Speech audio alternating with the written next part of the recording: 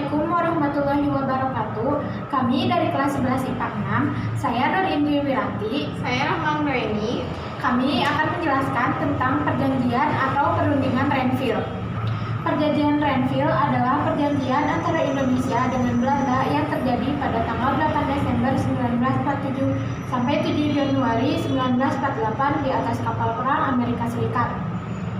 Perundingan dimulai tanggal 8 Desember 1947 dan ditengahi oleh Komisi 3 negara, yaitu Amerika Serikat, Australia, dan Belgia.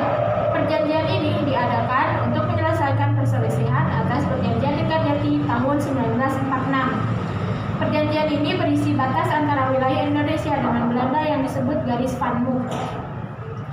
Latar belakang terlaksananya Perjanjian Renville adalah tindakan Belanda yang tidak mematuhi isi Persetujuan Linggarjati. Pada 21 Juli 1947, Belanda melancarkan agresi militer satu. Agresi militer tersebut terjadi secara serentak di kota-kota besar di wilayah Jawa dan Sumatera. PBB turun tangan untuk menyelesaikan konflik Indonesia dengan Belanda. PBB membentuk Komisi 3 Negara atau KTN yang terdiri atas Australia, Belgia, dan Amerika Serikat. Delegasi Indonesia terdiri dari Ketua Perdana Menteri Amir Syarifuddin dan wakilnya yaitu Ali Sastromiadjojo dan Agus Salim dan Kolonel TB Simatupang. Delegasi Belanda dipimpin oleh Raden Abdul Qadir Wijayatmojo. Lalu selanjutnya ada kronologi Perjanjian Renville, yaitu ketika terjadinya agresi militer Belanda satu yang dimulai sejak 21 Juli 1947. PBB kemudian membentuk Komisi 3 Negara atau KTN. Indonesia pun memilih Australia yang diwakili oleh Richard Kirby, sementara Belanda memilih Belgia yang diwakili oleh Paul van Zeeland.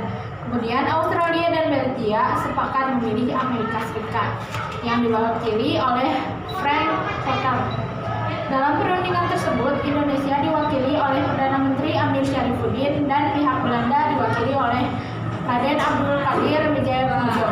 Pada 8 Desember 1907 hingga 17 Januari 1448, Perjanjian Renville disepakati di atas kapal perang Amerika Serikat USS Renville pada sebagai tempat netral. Selanjutnya ada isi perjanjian. Berikut adalah isi dari Perjanjian Renville. 1. Pembentukan Republik Indonesia Serikat atau RIS dengan segera.